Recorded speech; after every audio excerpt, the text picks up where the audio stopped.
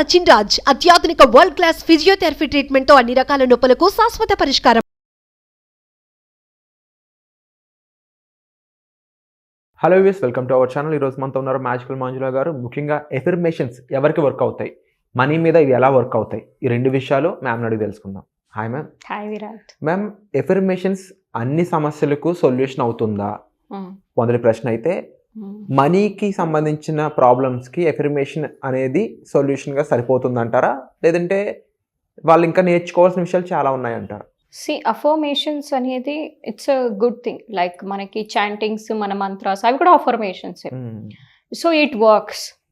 కానీ ఒక్కొక్క ప్రాబ్లం బట్టి దానికి టైం కూడా ఉంటుంది. కొన్ని త్వరగా అవ్వచ్చు, మేబీ 1 డేలో అవ్వచ్చు, కొన్నిసార్లు 3 డేస్లో అవ్వచ్చు, లేదంటే 1 ఇయర్ కూడా పట్టవచ్చు, మనకు తెలీదు. ఎందుకు అంటే అబ్రహమిక్స్ గారు ఒక మాట చెప్తారు. ఏమి అంటే, సో మనకి మేనిఫెస్టేషన్ అనేది ఎలా జరుగుతుంది అంటే లీస్ట్ రెసిస్టెన్స్లో జరుగుతుంది అనమాట.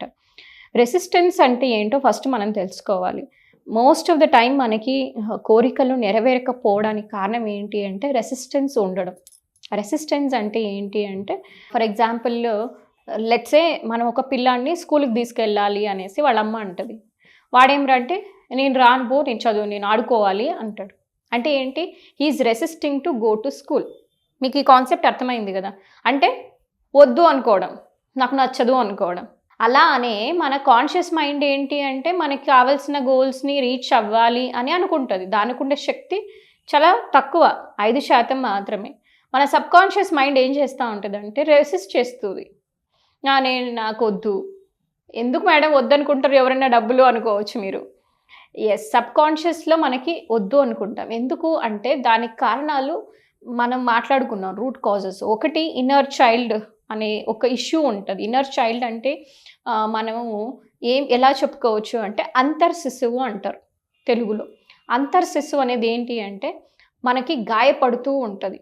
ఈ లోపల మనకి ఒక 3 year old లాగా ఉంటుంది. అది ఎప్పుడు కూడా ఆనందంగా ఉండాలి, ఆహ్లాదంగా ఉండాలి, ఫ్రీడమ్తో ఉండాలి అనుకుంటుంది.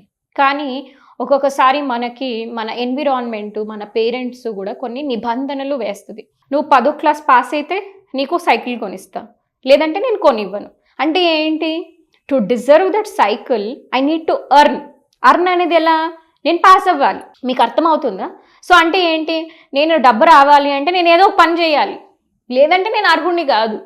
సో ఇలా మనం ప్రతి దానికి కూడా ఒక అర్హత అనేది పెట్టుకున్నాం.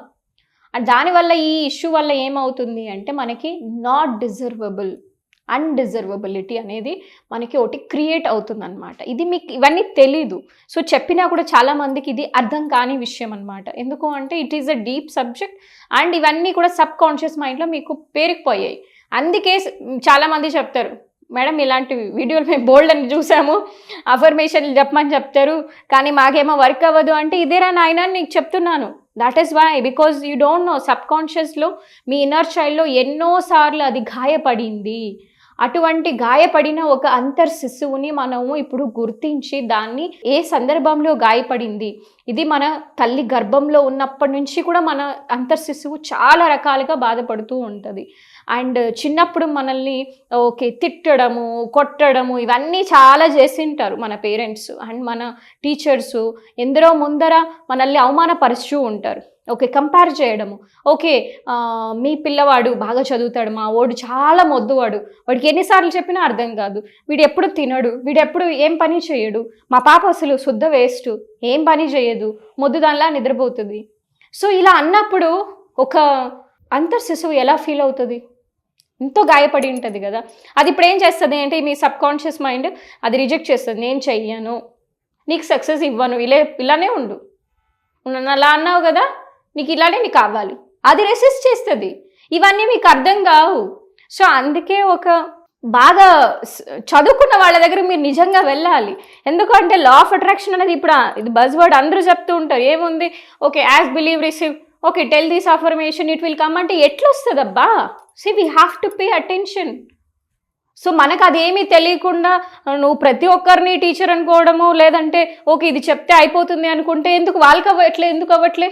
వాళ్ళకి ఎందుకు అవ్వట్లే? చాలామందికి ఎందుకు అవ్వట్లే? ఇప్పుడు చెప్తున్నారంటే అందరికి అవ్వాలి, అవ్వట్లేదు అంటే there is a issue. So ఇవన్నీ ఊరికి అఫర్మేషన్ చెప్తే జరిగేది ఏదో 1% వాళ్ళకే జరుగుతుంది, 99% వాళ్ళకి జరగదు.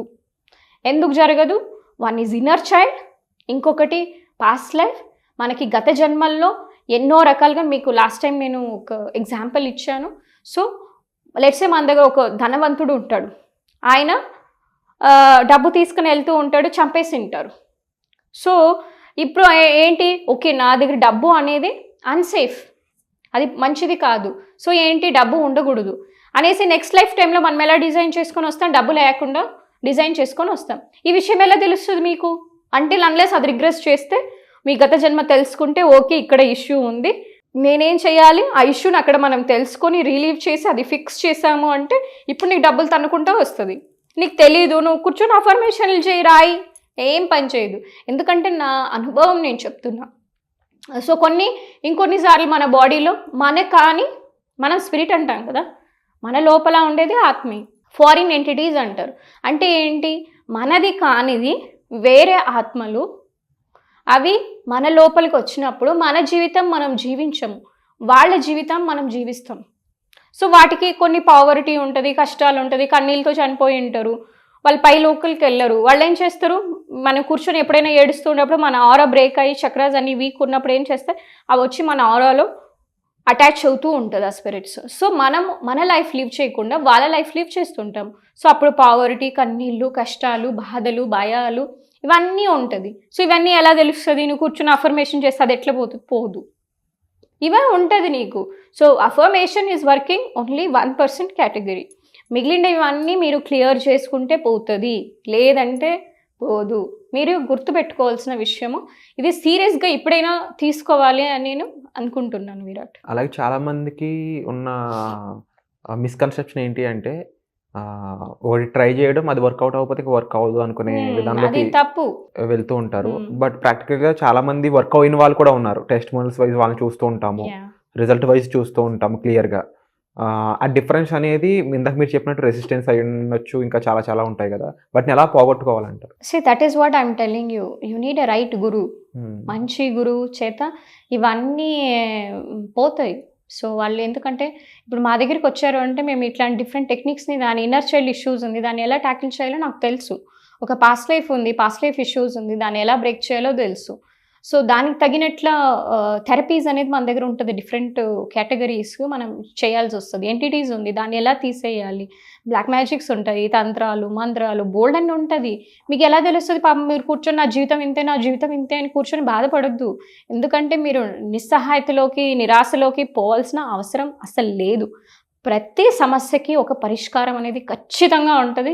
మీరు కన్నా సతమతం అవుతున్నారు అంటే వెంటనే మీ ఫోన్ తీసుకొని మా టీంకి కాల్ చేయండి, అపాయింట్మెంట్ బుక్ చేసుకోండి, మీ ప్రాబ్లమ్స్ని సాల్వ్ చేసుకోండి. ఎందుకు ఆలస్యం మీరు చేయడం? So that is what my message to them. And if they don't have that much problems, so సింపుల్గా మేము ఏదైనా చేసుకోవాలి అనుకుంటే వాళ్ళు ఫ్రీ వెబినార్ కూడా అటెండ్ అయ్యి నిదానంగా వాళ్ళు చేసుకోవచ్చు. Wonderful ma'am. సో ఫ్రీ వెబినార్కి మీరు అటెండ్ అవ్వాలనుకున్నట్లయితే కామెంట్ సెక్షన్ ఇచ్చిన గూగుల్ ఫామ్ని ఫిల్ చేసినట్లయితే మీరు ఫ్రీ క్లాస్కి పార్టిసిపేట్ చేయొచ్చు. ఈ ఫామ్కి సంబంధించి మీకు ఎటువంటి డౌట్స్ ఉన్నా సరే డిస్ప్లే అవుతున్న నెంబర్స్ కాల్ చేసి మీరు టీంతో మాట్లాడవచ్చు. వచ్చే ఎపిసోడ్లో మళ్ళీ కలుద్దాం. Thank you so much ma'am. Thank you.